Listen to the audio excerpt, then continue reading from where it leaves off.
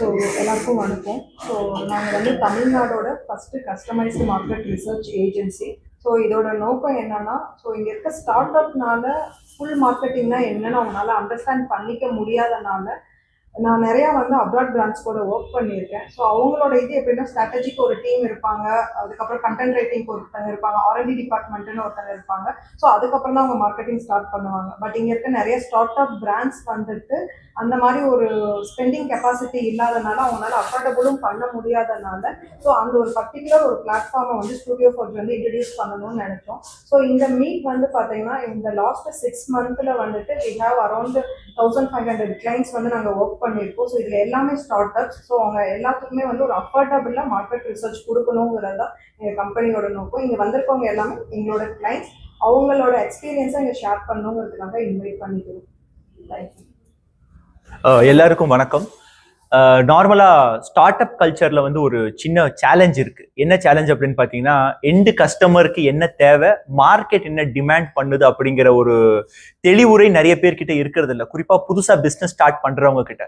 So studio ஃபோர்ஜ்ல குறிப்பா என்ன செய்யறாங்க அப்படின்னா, கிரவுண்ட் ரெஸ்பான்ஸ் எப்படி இருக்கு, கள நிலவரம் எப்படி இருக்கு, அவங்களுடைய பொருட்களுக்கு ஏற்ப அப்படிங்கிற ஒரு எக்ஸ்டென்சிவ் மார்க்கெட் ரிசர்ச் பண்ணி இது தகுமா தகாதா அப்படிங்கிற மாதிரியான ஒரு கிளாரிட்டியை ஸ்டுடியோ ஃபோர்ஜ் வந்து கொடுக்குறாங்க. அதுதான் ஸ்டுடியோ ஃபோர்ஜோட மெயின் ரீசன். இந்த இடத்துல என்ன ஒரு பெரிய அட்வான்டேஜ் அப்படின்னா, தேவையில்லாத அலைச்சலோ ஆர் தேவையில்லாத பண விரயமோ இந்த இடத்துல வந்து தடுக்கப்படுது.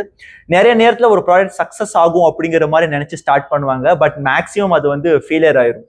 அந்த ப்ராடக்ட் சக்சஸ் ஆகுமா ஆகாதா, அந்த ப்ராடக்ட்க்கு மார்க்கெட்ல நிஜமாவே டிமாண்ட் இருக்கா இல்லையா அப்படிங்கிறத மார்க்கெட் ரிசர்ச் மூலியமா ரொம்ப சிம்பிளிஃபைடா ரியல் லைஃப் ஃபீட்பேக்ஸோட எக்ஸ்பிளைன் பண்றது தான் வந்து ஒரு சர்வீஸ் கொடுக்கறது தான் ஸ்டுடியோ ஃபோர்ஜ். அண்ட் நாங்க இவங்க கூட சேல்ஸ் ப்ராசஸ்க்காக அசோசியேட் ஆயிருக்கும் ஸ்டுடியோ ஃபோர்ஜ் கூட.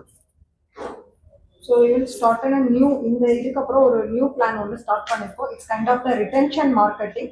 ஸோ இப்போ எல்லாருமே நியூ ஆடியன்ஸை தேடி போகிறாங்க. ஸோ எங்களோட இது என்ன ஃபோக்கஸ் பண்ணுறோன்னா, எக்ஸிஸ்டிங் ஆடியன்ஸ் எப்படி வந்து நம்ம கவர் அப் பண்ணுங்கிற ஒரு சேல்ஸ் ஸ்ட்ராட்டஜிஸை வந்து நாங்கள் பில்ட் பண்ணி கொடுக்கறதுல இப்போ ஃபர்தராக நாங்கள் ஃபோக்கஸ் பண்ண போகிறோம் ஃபியூச்சரில்.